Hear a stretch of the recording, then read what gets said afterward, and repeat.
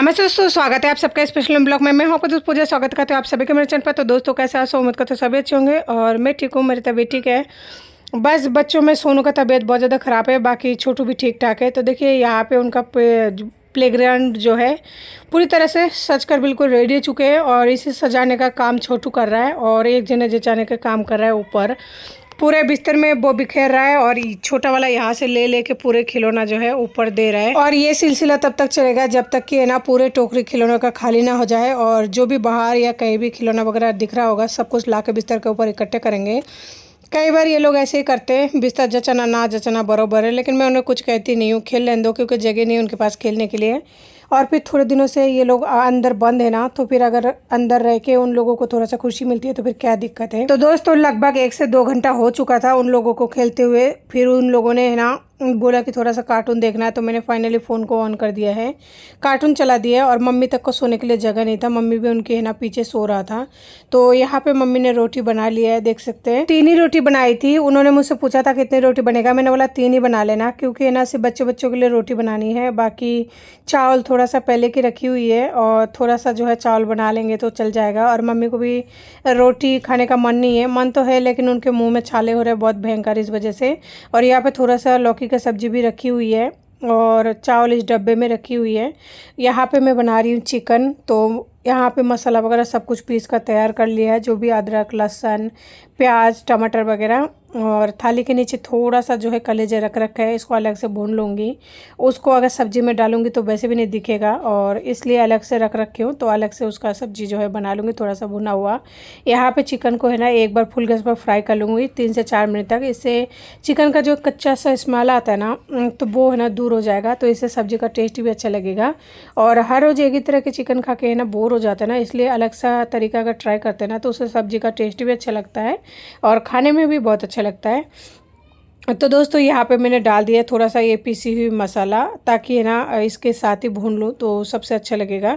और बहुत सारा मसाला है ना पिसा हुआ बच गया है, उसे रख दूँगी फ्रिज में स्टोर करके, किसी भी सब्जी को जब बनाऊँगी ना तब उसमें डालूँगी। तो अब मैं इसमें डाल रही हूँ धनिया पाउडर और जो भी है सब कुछ सूखे मसाले। और नमक ख़त्म हो चुका है नमक, लेकिन दूसरे डब्बे में से निकालना पड़ेगा। तो सारे सामग्री के साथ में एक जो है अच्छे से मिक्स कर दिया है और गैस को इस टाइम फुल कर रखी हूँ, ताकि है ना इसमें जो भी कच्चापन है मसाला वगैरह में भी वो अगर अच्छे से भून जाएगा ना एक बार, तो सब्ज़ी का टेस्ट और फ्लेवर बहुत अच्छा आता है।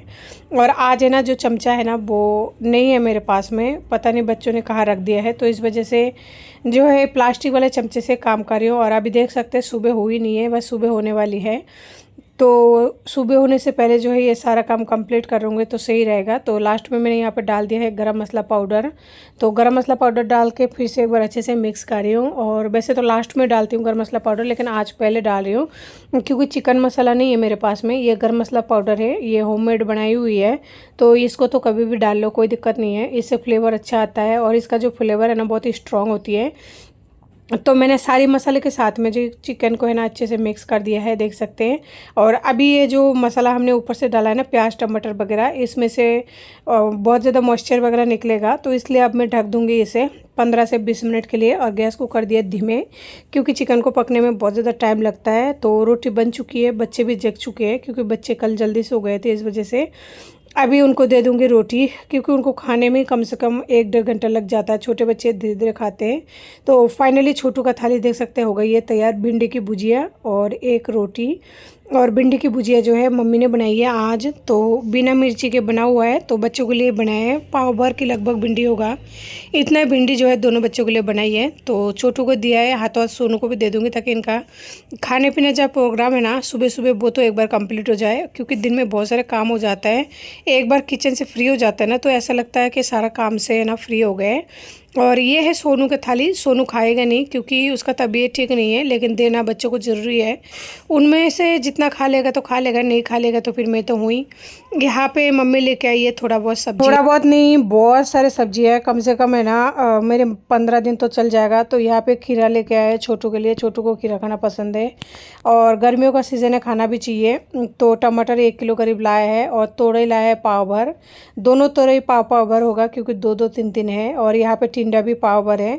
यहाँ पे प्याज होगा 1 किलो आलू होगा। और ये है पुई पत्ता, जो कि मैं जहाँ रहती हूँ जयपुर में तो नहीं मिलता है, मिलता जयपुर में ही है, लेकिन लेकिन मैं जहाँ रहती हूँ ना यहाँ नहीं मिलता है। तो ये पुई पत्ता लाई है मम्मी, क्योंकि उनको पता है कि मैं खाती हूँ और मुझे अच्छा लगता है। और ये पुई पत्ता है ना यहाँ नहीं मिलते, मैं जहाँ रहती हूँ ये बंगाली बस्तियों में बेचने के लिए आता है एक सब्जी वाला स्पेशली, जो कि बंगाल की सब्जियाँ लाते हैं, जिसमें बंगाल की जितने भी सब्जियाँ होता है यहाँ पे नहीं मिलता है ना, वही चीज़ें लाया जाता है। तो उनमें से ये एक था बंगाल की सब्ज़ी, तो उसे ना मैं बहुत ज़्यादा पसंद करती हूँ, तो इसलिए मम्मी लेके आई है आधी किलो। और इतने सारे देखिए सब्ज़ी वगैरह लेके आई है। तो ऑलरेडी उनका उम्र नहीं है, मैंने उनको कई बार बोला है कि ना आप मत लाया करो, क्योंकि आपका तबीयत भी ठीक नहीं है, थक जाती हो और परेशान हो जाते हो। लेकिन वो मानती नहीं, फिर भी लेके आती है। वो कहती है ना माँ तो माँ होती है, बच्चों का तो छोड़ो, बच्चे आजकल के तो ऐसे ही है, दूसरों का क्या, मैं खुद की ही बात कर रही हूँ। तो फिर भी मम्मी लेके आती है। तो दोस्तों ये देखिए मेरा रोटी जो है एक बच चुकी है यहाँ पे, तो इसको रख देती हूँ कैसरोल में बंद करके। इसे मैं बाद में खा लूँगी, क्योंकि अभी हमारी सब्ज़ी नहीं बनी है चिकन का। और यहाँ पे मैं बनाने वाली हूँ चिकन की भुजिया, तो इसके लिए थोड़ा सा ऑयल लिया है, क्योंकि थोड़ा सा कलेजा है, और थोड़ा सा जो है जीरा डाल दिया उसमें। तो जीरा जब तक चटक रहा है, देखिए मैंने इतने से चिकन को है ना धोकर रख दिया था। और इस भुजिया में कुछ भी है ना प्याज टमाटर वगैरह ऐड नहीं करूँगी, बस जो भी सूखे मसाला होता है, नमक हल्दी या जो भी होता है ना, बस वो ही डालूंगी। तो उसी को डालने के बाद में है ना अच्छे से मिक्स कर दिया है। लेकिन ये है ना अगर इसी तरह से फ्राई करेंगे ना तो थोड़ा सा कलडा सा हो जाता है, यानी कि थोड़ा अकड़ सा जाता है। तो इसलिए इसे सॉफ्ट बनाने के लिए है ना इसमें थोड़ा सा पानी ऐड करूँगी, ताकि हल्का सा जो है जूसी टाइप का बने, नहीं तो बहुत ज़्यादा रूखा रूखा सा है ना अच्छा नहीं लगता। तो इसलिए डालेंगे थोड़ा सा पानी। तो यहाँ पे मैंने पानी डाल दिया है 1 कप जितना, और इससे है ना सब्ज़ी अच्छे से सॉफ्ट हो जाएगा। तो दोस्तों अब मैं इसे अच्छे से मिक्स कर दूँगी पानी के साथ में, और उसके बाद मैं इसे ढक दूँगी कम से कम 15 से 20 मिनट के लिए, क्योंकि चिकन पकने में इतना ही टाइम लगता है, और भी ज़्यादा लगता है, लेकिन ये सॉफ्ट वाली हिस्सा है इस वजह से। तो 15 से 20 मिनट बाद में चलिए एक बार दिखा देती हूँ आप लोगों को कैसी बनी है। तो आप देख सकते हैं 15 से 20 मिनट में पानी अच्छे से सूख चुका है, और चिकन अच्छे से जो है सॉफ्ट हो चुकी है। तो इसमें और कुछ भी करने की ज़रूरत नहीं है, और मसाला वगैरह कुछ भी ऐड नहीं करूँगी। अब जो है गैस को बंद कर दूँगी, यानी ये जो है परफेक्ट तरीके से तैयार हो चुके हैं। लेकिन इसे ढक दूँगी ताकि ये है ना कढ़ाई की गर्माहट से थोड़ा सा और सॉफ्ट हो जाएगा। लेकिन देखिए भुनने के बाद में कितना सा हो गई है। तो इसको तो कर दिया ऑफ, और इधर जो है ये भी बनकर बिल्कुल रेडी हो चुकी है। देखने से भी लग रहा है, और काफ़ी टाइम हो चुका है, 20 से 25 मिनट हो चुका है, समय ज़्यादा ही हो गई है। बीच में मैंने है ना चिकन को भुनने के बाद में थोड़ा सा पानी ऐड कर दिया था। तो देखिए बहुत बढ़िया तरीके से सब्ज़ी बनकर बिल्कुल रेडी हो चुके हैं, और मम्मी को भी है ना नींद आ रही है। पर अभी ना उनको उठा के और उनको थोड़ा सा खाना खिलाना पड़ेगा, क्योंकि उनका है ना जो तबीयत ख़राब हो रही है, तो दवाई लेना होगा, क्योंकि वो खुद से तो दवाई लेंगे नहीं। जब तक मेरे पास है तब तक उनको है खाना खिला के उनको दवाई दे दूँगी। तो दोस्तों ये सब्ज़ी भी बनकर रेडी हो चुके हैं, गैस को कर देती हूँ ऑफ, और चावल वगैरह निकाल के मम्मी को बुला लेती। तो दोस्तों फाइनली मेरी मम्मी जो है जा चुकी है। बहुत बुरा लग रहा है, सभी को लगता है, चाहे वो बच्चे की माँ क्यों न बन जाए, लेकिन जब मम्मी चली जाती है तो बहुत ज़्यादा तकलीफ होती है, सीने को छलनी कर देता है। भगवान ना जाने ऐसा फीलिंग क्यों बनाया है, बहुत ज़्यादा तकलीफ होती है, और सभी के साथ ऐसा होता है, क्योंकि जिस टाइम माँ चली जाती है ना उस टाइम बहुत बुरा लगता है। और कल है ना मैं मम्मी को ये बोल रही थी कि मम्मी मुझे ना भगवान माफ़ नहीं करेगा, क्योंकि इस उम्र में कमाया हुआ आपका पैसा आप मेरे बच्चों के लिए दे रहे हो, मुझे दे रहे हो, तो मुझे कभी मोक्ष नहीं मिलेगा, कि ये ना मुझे पाप लगेगा।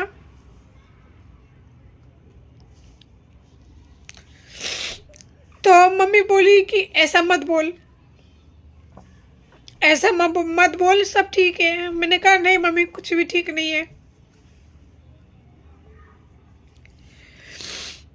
माँ होना है ना, माँ होना जो बोलते हैं ना बहुत ही ज़्यादा दुखदायी है। और ये जो फीलिंग है ना, ये फीलिंग तभी इंसान को महसूस हो सकता है जब वो खुद माँ बने। खुद माँ बने ना उसी टाइम महसूस हो पाता है, नहीं तो पहले महसूस नहीं हो पाता है। अगर पहले महसूस हो ना तो इंसान ना जाने अपनी माँ के लिए क्या क्या कर दे। तो मुझे तो है ना जब मैं खुद माँ बनी, मेरी माँ का जो संघर्ष है तब मैं उनको महसूस कर पाई। और जब से मेरा पति मुझे छोड़ के गए ना, मुझे तब से समझ में आ रहा है कि है ना माँ होती क्या है, और वो किस तरह से अपने बच्चों की सेफ्टी के लिए अपनी जान तक को बाजी लगा देती है। बच्चे को अगर इतना से भी खरोच आए ना, इतना सा भी अगर खरोच आए ना, तो माँ है ना तिलमिला जाती है। वो बोलते हैं ना, बकरा हलाल करने के बाद में जैसे तड़पता रह जाता, जीव नहीं निकलता है, बड़ी मुश्किल से निकलता है, वैसे ही बच्चों को अगर तकलीफ होती है ना, तो माँ को बहुत ज़्यादा तकलीफ होती है। उस बच्चे का जो दर्द होता है ना, उससे कैसे तो दर्द है ना उसकी माँ को होती है।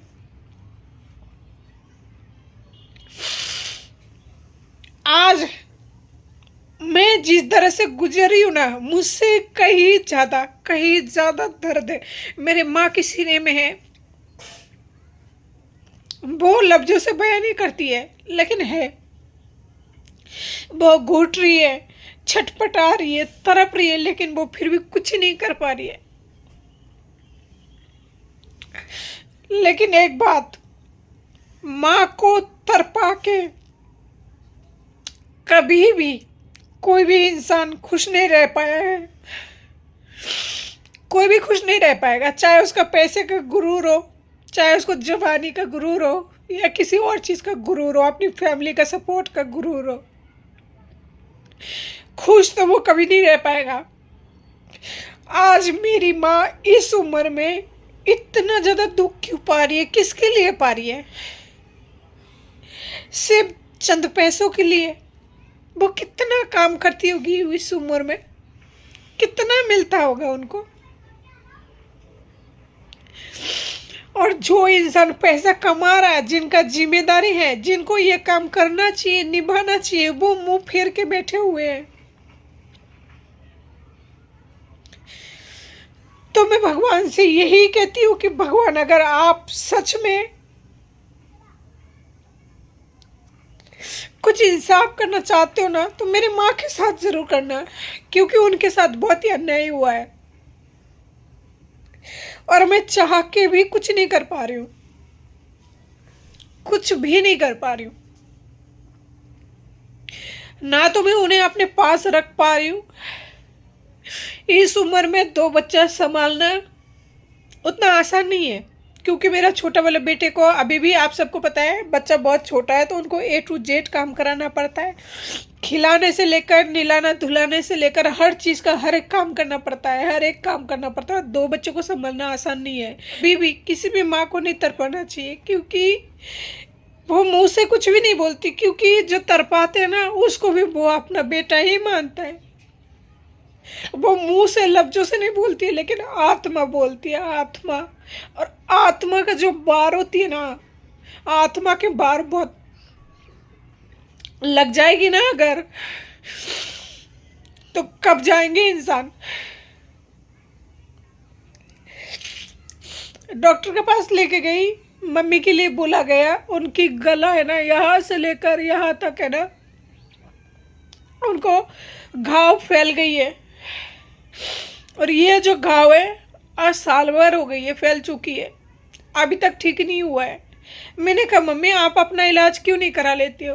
कहती है, नहीं बेटा, पहले तेरे बच्चे बहुत छोटे हैं, वो पल जाए। मैंने कहा, मम्मी वो तो पल जाएंगे, आप क्यों परेशान होती हो? आप परेशान मत हो। कहते हैं, नहीं तू ज़्यादा मत बोल, तुझे कुछ भी नहीं पता, तू तो सिर्फ बच्चों में ध्यान दे, बाकी देखी जाएगी। जब तक मैं हूँ जिंदा, तुझे परेशान होने की जरूरत नहीं है।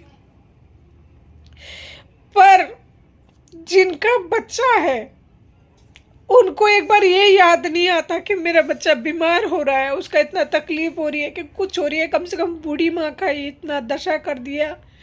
अरे कम से कम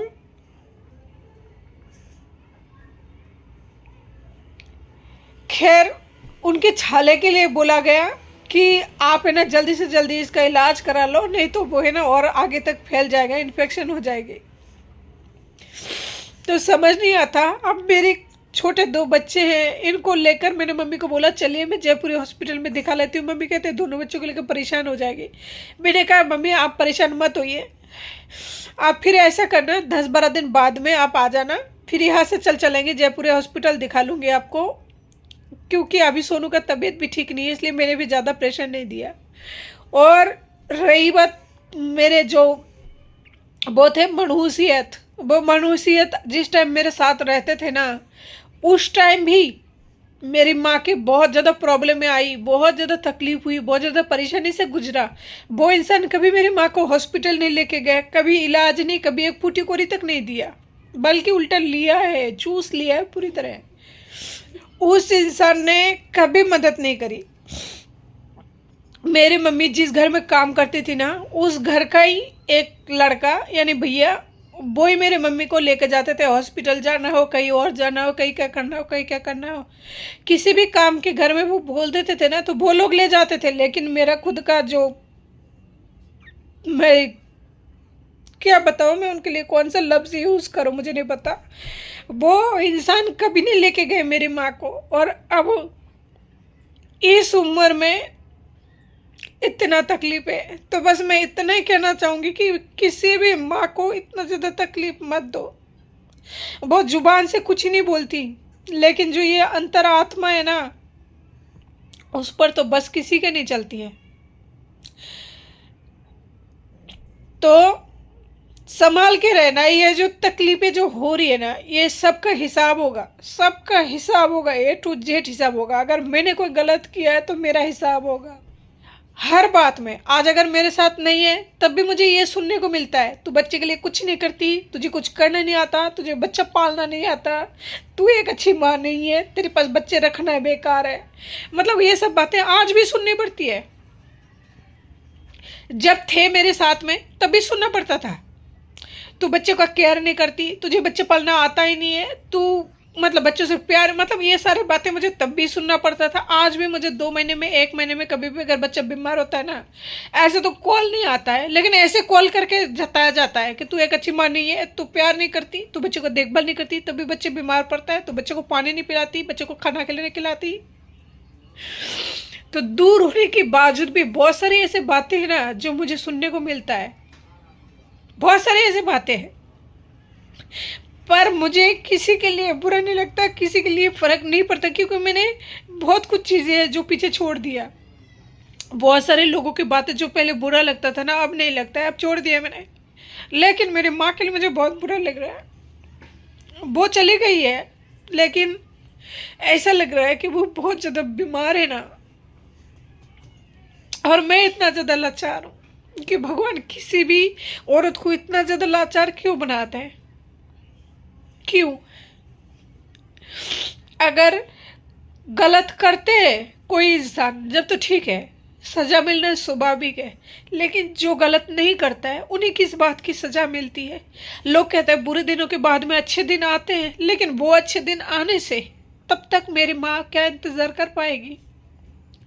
उनका उम्र तो ख़त्म होते जा रही है ना।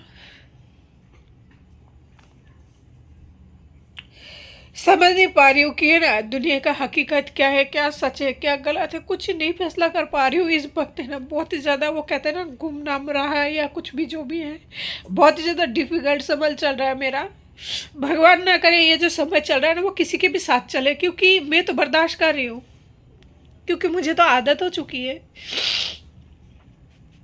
किसी और के साथ अगर ऐसा हो ना तो वो नहीं बर्दाश्त कर पाएगी, या तो वो दिमाग से जाएगी या फिर अपने आप से जाएगी। और ये मुझे भी कई बार लगता है, मुझे भी कई बार लगता है, बहुत कुछ याद आता है, लेकिन अपने आप को समझा लेती हूँ। आजकल समझाने की कोशिश करती हूँ, कई बार कामयाब हो जाती हूँ, कई बार नहीं हो पाती हूँ, तो ऐसा हो जाता है। और कई बार इन सब बातों को सोच सोच कर बीमार भी पड़ जाती हूँ। बस भगवान से ये दुआ करती हूँ कि मेरी माँ को सलामत रखे, मेरी माँ की तबीयत को ठीक कर दे। मैं इस वक्त उनके लिए प्रार्थना कर सकती हूँ, और 10-12 दिन बाद जब वो वापस आएंगे तो मैं उनको दिखा लाऊंगी। चाहे उस टाइम सोनू का तबीयत ठीक हो चाहे ना हो, मैं ज़रूर ले जाऊंगी, क्योंकि अब और बर्दाश्त नहीं होता, बर्दाश्त से बाहर हो चुका है। थक गई हूँ मैं, थक गई हूँ। लड़ के ना वो जो क्षमता होती है ना, क्षमता वो ख़त्म हो चुकी है, लेकिन फिर भी अभी तक लड़े ही जा रही हूँ। ना जाने ये कौन सा अग्नि परीक्षा चल रही है और ये कब तक चलेगी, वो तो भगवान ही जानते हैं कि वो कब तक लिख रखा है मेरा यह संघर्ष।